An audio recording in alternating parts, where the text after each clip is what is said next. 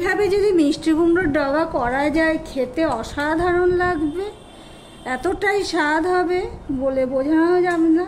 তোমরা যদি না করে খেয়ে থাকো প্লিজ একবার খেয়ে দেখতে পারো।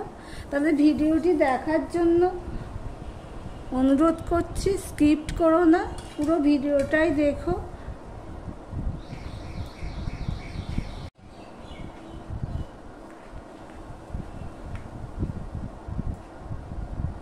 নমস্কার বন্ধুরা, আপনারা দেখছেন কুকিং হাউস অফ অনিমা।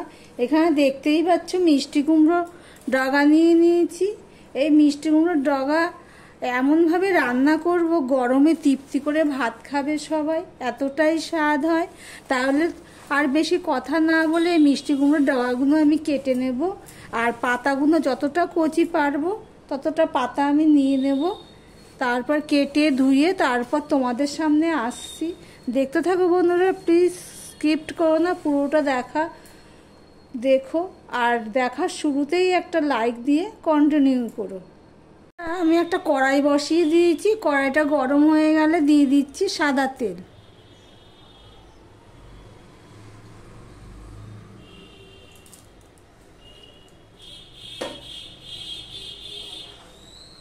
এদিকে দেখো তেলটা গরম হতে হতে তোমাদের দেখিয়ে দিচ্ছি মিষ্টি কুমড়ো ডগা পাতা আমি এইভাবে কেটে ধুয়ে জল ঝরিয়ে নিয়েছি। এবার এটা আমি এর মধ্যে আমি বড়ি দিয়ে দেবো। বড়িগুলো আমি প্রথমে ভেজে নেব। বড়িগুলো আমি লাল লাল করেই ভেজে নেব। বড়িগুলো লাল লাল হয়ে ভাজা হয়ে গেছে। এবার আমি একটা পাত্রে তুলে নিলাম। এখানে না ছাকা তেলে বড়িটা না ভাজলে বড়িটা ভালো ভাজা হয় না, সেই জন্য তেলের পরিমাণটা বেশি দিয়েছি। এবার আমি একটা বাটিতে তেলটা তুলে রাখছি, এত তেল লাগবে না।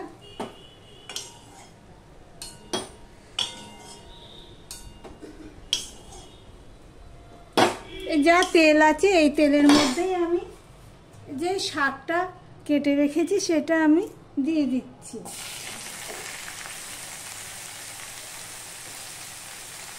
দিয়ে দিলাম একটুখানি নুন, দিয়ে সম্পূর্ণটা মিশিয়ে নেব। দিয়ে শাকটাকে আমি মজিয়ে নেব। ভিডিওটি যারা লাইক দাওনি তারা চট করে একটা লাইক দিয়ে কন্টিনিউ করো।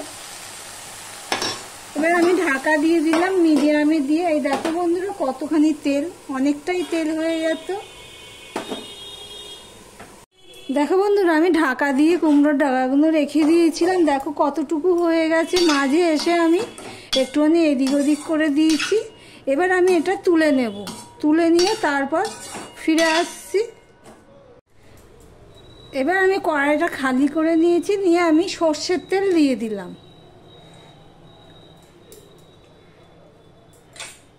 একটা শুকনো লঙ্কাকে ফোড়নে দিয়ে দিলাম দুভাগ করে, দিয়ে দিলাম কালো জিরে। এদিকে দেখো আমি আলু কেটে নিয়েছি ঠিক এইভাবে। ফোড়নটা হয়ে গেলে আমি আলুটা দিয়ে দিচ্ছি।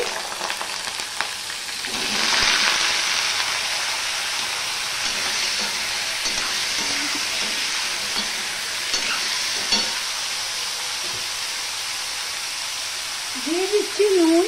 নুনটা দিলাম তাহলে কি হবে, তাড়াতাড়ি ভাজতে ভাজতে কিছুটা সিদ্ধ হয়ে যাবে। এবার মিডিয়ামে দিয়ে আমি ঢাকা দিয়ে দিয়ে আলুটাকে ভেজে নেব। দেখো আলুটা প্রায় ভাজা হয়ে গেছে, হলুদ দিইনি তো ওই জন্য। দেখো সিদ্ধও হয়ে গেছে। এবার দিয়ে দিলাম আমি হলুদ, আর আমি একটুখানি লঙ্কার গুঁড়ো দিলাম। তোমরা চাইলে এখানে কাঁচা লঙ্কা দিতে পারো, তবে আমি কাঁচা লঙ্কা বেটে দিয়েছি মানে এখনো দিইনি, আমি বেটে দেবো আর কি কাঁচা লঙ্কাটা। এবার মশলাটা আমি একটুখানি কষিয়ে দেবো। মশলা বলতে এই লঙ্কাটা দিয়েছি তো, লঙ্কাটা একটুখানি আমি ভেজে নেব, না হলে কি হবে মুখে ঝাল লাগবে। এই পর্যন্ত যারা ভিডিওটি দেখছো লাইক দিতে ভুলে গেছো, একটা লাইক করে দিও। আর যারা ভিডিওটা দেখছো এখনো পর্যন্ত সাবস্ক্রাইব করোনি, তাদেরকেও সাবস্ক্রাইব করে পাশে থাকার জন্য। দেখো বন্ধুরা, আমার নুনও দিয়েছি, হলুদ দিয়েছি, একটু লঙ্কা দিয়েছি। আর এবার আমি যে মিষ্টি কুমড়োটা ডগাগুলো রেখেছি আর বড়িটা রেখেছি সেটা আমি দিয়ে দিলাম। দিয়ে সম্পূর্ণটা আমি ভালো করে মিশিয়ে নেব। গ্যাসের ফ্লেমটা কিন্তু আমি মিডিয়াম টু লোতে করে দিয়েছি। যেহেতু আলুটা সিদ্ধ হয়ে গেছে, আলুটা সিদ্ধ হয়েছে বলেই কিন্তু আমি এই শাক আর বড়িটা দিয়ে দিয়েছি। এবার ভালোভাবে মিশিয়ে নেব, খুব ভালো করেই মিশিয়ে নিতে হবে।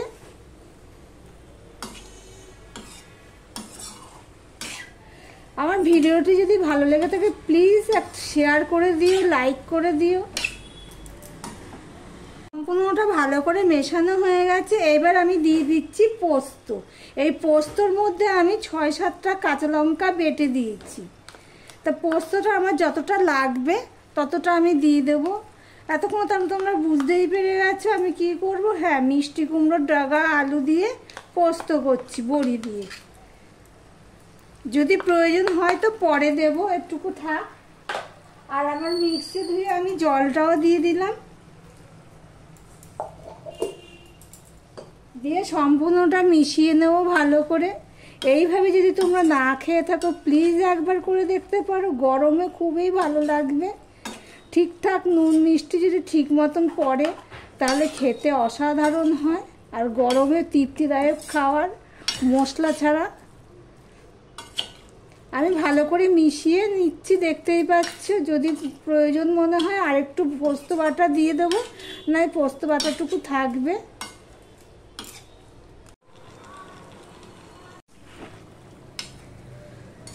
আমি আরেকটু পোস্ত বাটা দিয়েছি। তোমাদের তো একটা কথা বলা হয়নি, আমি কাঁচা লঙ্কা পোস্তর সাথে বেটে দিয়েছি, তার সাথে আমি 4-5 কোয়া রসুনও বেটে দিয়েছি। পোস্ততে রসুন দেওয়া হয় না, কিন্তু এই সব শাক পাতা পোস্ত করলে যদি একটু রসুন দিয়ে করা যায় তাহলে খেতে অসাধারণ হয়। তোমরা যদি এইভাবে না বেটে থাকো, না করে থাকো, প্লিজ একবার ট্রাই করে দেখতে পারো। দেখো বন্ধুরা, সম্পূর্ণটা মেশানো হয়ে গেছে। এবার আমি এখানে আরেকটু জল দেব।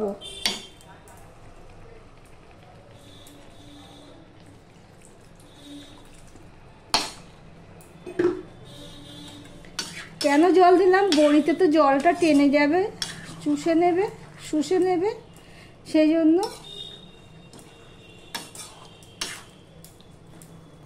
এবার আমি মিডিয়াম টু লোতে রেখে 2 থেকে 3 মিনিট আমি ঢাকা দিয়ে রান্না করে নেব। আমি প্রায় 3 মিনিটের মতন আমি এটা জাল দিয়ে নিয়েছি পোস্তটা দিয়ে। এবার দিয়ে দিলাম 1 চামচের মতন চিনি, আর দিয়ে দিলাম একটুখানি সর্ষের তেল। পোস্তর মধ্যে এই লাস্টে নামানোর আগে যদি একটু সর্ষের তেল দেওয়া যায় তাহলে খেতে ভালো লাগে। এবার যেহেতু মিষ্টি দিয়েছি সেই জন্য আমি, যদিও ডাস্ট চিনি এটা, তাহলে একটুখানি, তাও সবার সাথে একটুখানি মজার জন্য আমি 1 মিনিটের মতন রেখে দেবো স্ট্যান্ডিং টাইমে। তাহলে দেখো লাস্ট ফিনিশিং মিষ্টি কুমড়োর ডগা বড়ি আলু দিয়ে পোস্ত রেসিপিটি তোমাদের কেমন লাগলো কমেন্ট করে জানিও বন্ধুরা। আর তোমরা যদি না বানিয়ে খেয়ে থাকো তাহলে একবার অন্তত বানিয়ে খাওয়ার অনুরোধ রইল। তবে ভিডিওটি আজকের মতন এখানেই শেষ করলাম। আবার সুন্দর সুন্দর রেসিপি নিয়ে, গরমের রেসিপি নিয়ে তোমাদের সামনে চলে আসবো। দেখতে থাকো, সঙ্গে থাকো।